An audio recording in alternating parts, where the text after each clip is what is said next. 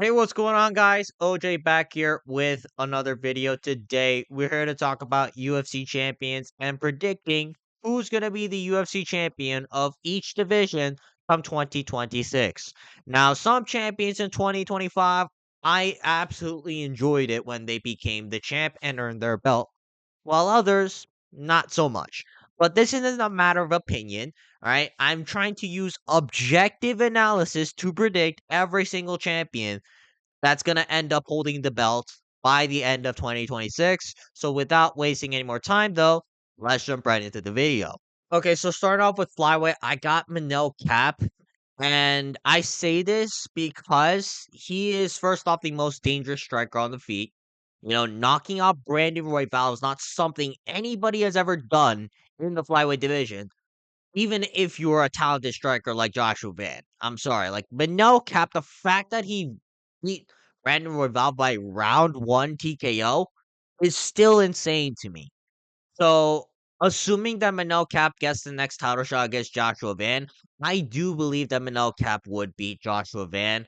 But who knows? Maybe if the UFC goes in a different direction and gives the title shot to Tatsuro Taira, I'm not entirely too sure. But either way, though, I do believe that Manel Cap's the best striker on the feet. There are guys that can beat him, like Pantoja, but Pantoja might be sidelined for a while because, first off, the UFC is not too fond of the guy.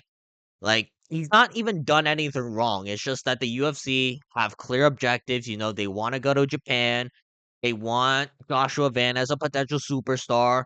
They want even Manel Cap as a potential superstar. Like, Pantoja, although he should get an immediate rematch, he might not get it because the UFC might pull some shenanigans. And also, Makayev is not in the UFC because Makayev's the only guy recently to beat Manel Cap. So in hindsight, Makayev, that's really impressive. But I know Dana White and his grudges. He's not gonna easily side Muhammad Makayev anytime soon. Maybe Makayev can get signed this year, but even then, I still don't see him getting an immediate title shot, even if Manel Cap's the champ. Like, at best, he would get a fight with Brandon Royval, like, someone who's, like, within the top 5. And then maybe then we can discuss a Makayev title shot. But even if Makayev beats Brandon Royval within this year, I don't see Manel Cap versus Makayev to the rematch. If Manel Cap ends up being the champion and Makayev returns to the UFC and beats a guy within the top 5. So yeah, within this year, I do believe that Manel Cap will end up as the flyweight champion. Do I think he would be a dominant champion? I think that's an entirely different discussion. I don't think that's gonna happen, but in 2026, I believe that Manel Cap will end up as the flyweight champion. Moving on, though, we got Pilter Yan for Bantamweight.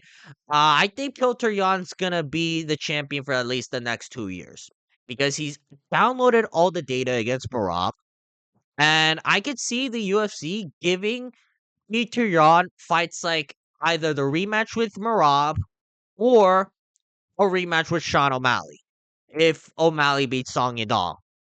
Umar Nurmagomedov's the only interesting matchup where I could say maybe Umar Nurmagomedov wins, but I highly doubt it. But even if Umar beats Davidson Figueiredo, he's not gonna get the next title shot. All right, maybe, and I say maybe if Piotr Yan wants to fight like 3 times this year, fight Marab, then fight O'Malley after he beats Song. Maybe then he'll fight Umar in the end of the year, but I don't see Umar getting the immediate title shot. Even if he beats Davidson Figueiredo in January. So Kilter Yan will probably end as the champion for 2026. The only person I could see beating Kilter Yan right now is Umar Nurmagomedov, but even that is kind of a long shot. I say 70-30 for Pilter Yan. Yeah, so overall, I think Pilter Yan's gonna stay as the bantamweight champion for quite some time, and he's gonna definitively become one of the greatest bantamweights we've ever seen. Okay, now up next we got Diego Lopez, the Mexican industry plant himself. I believe that Diego Lopez will end up as the champion. in 2026. Because first off, the UFC desperately want a Mexican champion, which is why they gave Diego Lopez the rematch against Volk. Right, Volk is getting older, and yes, you could say that Volkanovski literally beat Lopez last year, but at the same time, though, I do believe Diego Lopez has made improvements since the fight with Volkanovski, and I think even if Movsar beats Leroy Murphy, he's not gonna get the next title shot. All right, the UFC despise Movsar for good reason. All right, it's not like Movsar is really all that active. He doesn't have that many exciting fights. And you could arguably suggest that his last two fights were close robberies, right? Like, I'd say you're kind of reaching with the Aljo one, but I definitely thought that Arnold Allen beat Movsar. So Diego Lopez will probably end up as the UFC champion 2026. The only compelling matchups are either Leroy Murphy, where I don't see Leroy Murphy winning that one, and Movsar Evloev, which although I would favor Movsar, I just don't see Movsar Evloev getting an immediate title shot, even if he beats Leroy Murphy this coming March. So yeah, Diego Lopez will probably beat Alexander Volkanovski just because Alexander Volkanovski is getting older. And then after that, I could see the UFC kind of protecting Diego Lopez with some easy matchups, like maybe like a Yair Rodriguez. But either way, I don't think Diego Lopez is going to get any sort of difficult matchup if he can get past Alexander Volkanovski right after. Up next, though, we got Ilya Taporia. Now, listen, I don't think Ilya Taporia would beat Islam Makhachev at 170. However, I do think that Ilya Taporia beats Arman Tsarukyan. I do believe that a lot of people are underestimating Ilya Taporia because Ilya Taporia, this is the guy who knocked out Charles Oliveira in the first round. And I understand that MMA math never really applies. But at the same time, though, Arman Tsarukyan arguably lost to Arman Tsarukyan. If anything, I would campaign the fact that Charles Oliveira beat Arman Tsarukyan. But I can't even campaign Ilya Taporia won a robbery against Charles Oliveira. Like, that's just clearly not what happened. All right, Ilya Taporia flatlined Charles Oliveira in the first round, whereas Arman Tsarukyan arguably lost to Charles Oliveira. All right, and it's just the jujitsu as well. All right, I know that Arman Tsarukyan has submission threats. He has very good wrestling, but at the same time, though, Oliveira was able to neutralize a lot of Arman Tsarukyan's ground and pound threats. And Ilya Taporia, when he was in that same position, he cut through Charles Oliveira's guard like butter, right? I think the jiu-jitsu is just way too different for Ilya Taporia, and especially on the feet. I don't see Arman Tsarukyan having any sort of knockout potential against Ilya Taporia. Unless Arman Tsarukyan goes all 5 rounds, I don't see Ilya Taporia losing this fight. I think that's kind of my take on this hypothetical matchup. It also helps Ilya Taporia that he only fights once a year, whether it be due to the fact that he has some allegations going against him right now, or just the fact that he just doesn't fight all that actively in the first place. And last but not least, though, realistically, who cares about Justin Gaethje versus Paddy Pimblett, right? Whoever wins this, either way, they're gonna get stumped out by Ilya Taporia. I don't think that's a crazy opinion to say. All right, Justin Gaethje and Paddy Pimblett. It's like who's gonna get the bronze medal in the lightweight division. I'm sorry, not even the bronze medal. I'd say at this point, it's a battle between who's the fourth and fifth best fighter in the lightweight roster right now. So Ilya Taporia, I think I can confidently say will end up as the lightweight champion of 2026. All right. Arman Tsarukyan might pose some challenges, but realistically, I still think that Ilya Taporia beats Arman Tsarukyan. And Arman Tsarukyan's not even gonna get the next title shot because Gaethje versus Pimblett, the winner of that is probably gonna win that first. And either way, I see Gaethje and Pimblett getting slept out in the first round by Ilya Taporia. Moving on, though, this is my most controversial take of this video. I think Shavkat Rakhmonov becomes the welterweight champion of 2026. All right, because Shavkat Rakhmonov, hear me out. He is the most underrated welterweight on the roster right now. A lot of people are like, "Oh, who has he really beat?" He beat Ian Gary. Yeah, the number one contender. He beat him. And it's like, oh, it was on short notice. Ian Gary was supposed to fight Joaquin Buckley a week after. All right. Like, I won't consider that that short of a notice. And also, it's not like Shavkat Rakhmonov was completely prepared for Ian Gary as well. He was supposed to fight Bilal Muhammad, which is a completely different stylistic matchup.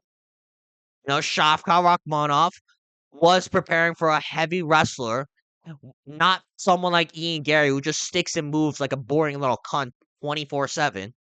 And also the fact that Shavkat Rakhmonov, his wrestling is low key underrated. Right? He took down Ian Gary, which is something that Bilal couldn't do over the course of 3 rounds. So I do believe that Shavkat Rakhmonov has the best chance to beat Islam Makhachev. I'm not saying that Shavkat Rakhmonov's this invincible guy. I do worry for him for certain matchups. However, if he fights Islam Makhachev, I do think the size will matter at this point because he's not JDM, right? I love JDM, but JDM is not the biggest welterweight, right? I've never really played with the size difference is going to be too big for Islam Makhachev. No, no, no, no, no. That doesn't apply with JDM because JDM's like a roughly similar frame to Islam Makhachev. Where Shavkat Rakhmonov, on the other hand, is a behemoth for the welterweight division. He's basically Michael Morales, but more of a grappling approach fighter. So overall, Shavkat Rakhmonov, I believe, he's going to be a little bit too big for Islam Makhachev. And as long as he gets a fight within the early parts of 2026, I think he'll get a title shot by the end of the year. And then he's going to fight Islam Makhachev for the welterweight belt. And then he's going to beat Islam Makhachev to become the next welterweight champion of the UFC. All right, so moving on, though, we got Hamza Chimaev. I don't think anyone beats Hamza Chimaev. He's going to beat Imavov. It also helps Hamza Chimaev that he's only going to fight once a year. Fluffy Hernandez, in my opinion, has the best chance, but it depends on how you can look against Strickland because Strickland, I believe, does pose some challenges for wrestlers. So if Fluffy Hernandez can just ragdoll Sean Strickland in the first round, my opinions might change a little bit, but even then, I would still favor Hamza Chimaev.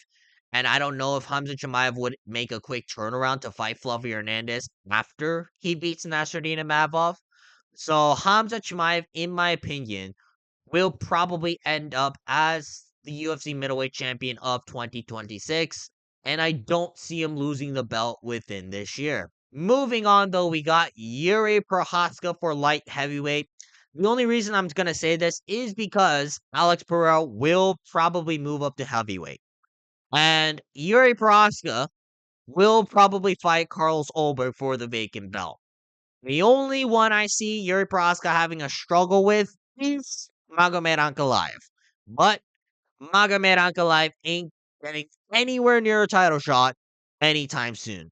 So if it's a primary striking match where the opponent doesn't really have the ability to mix in grappling in their back pocket, like Ankalaev can potentially do at times, I don't see Yuri Prochazka really losing. It also helps Yuri Prochazka a lot because he's not going against like a defensive counter striker like Ankalaev, where like you might have to worry what's coming your way. And also the fact that a lot of the other guys he's fighting, like a Carlos Ulberg, uh, like a maybe even the Jan Blachowicz, they're not exactly like 5 round fighters. So overall, I do believe as long as Alex Pereira moves to heavyweight and Yuri Prochazka gets a title shot, he's gonna become the champion by end of 2026.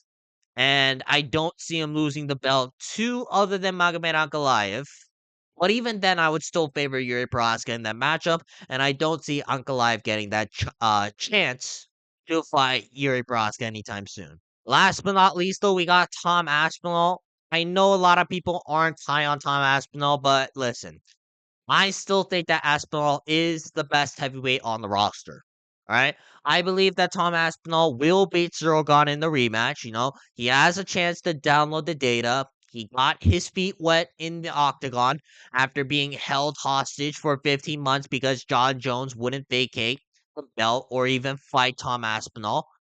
And I don't think Aspinall versus Pereira is going to happen in 2026 because Aspinall versus Pereira, unless Tom Aspinall quickly flatlines Cyril Gane and then makes like a 3-month turnaround. Like, do I think Aspinall will quickly finish Cyril Gane? Yes. But I don't see Aspinall making a quick turnaround for the UFC so that Aspinall can fight Pereira at like whatever the White House or something. It's gonna take a while for Aspinall also to heal up his eye injuries. He's gone through surgery recently, so I don't know when he's gonna come back. But either way, though, I believe that Tom Aspinall, he's gonna beat Cyril Gane in the rematch, and then he's gonna fight Pereira sometime in 2027. Can Pereira beat him? Good chance. But either way, I don't see that fight happening in 2026, which is why I'm gonna say that Tom Aspinall will end up as the heavyweight champion throughout 2026. All right, that's going to be it for this video. If you guys want to see more videos like this, please make sure to like and subscribe so we can monetize this channel. But other than that, if you guys agree with my list or don't, leave it in the comments down below and explain yourselves why. Uh, Also, if you guys have any other video ideas for me, because I am fresh out of ideas right now, please leave it in the comments so I can possibly make more videos for you guys. But other than that, though, like and subscribe, and I will see you guys next time. Peace.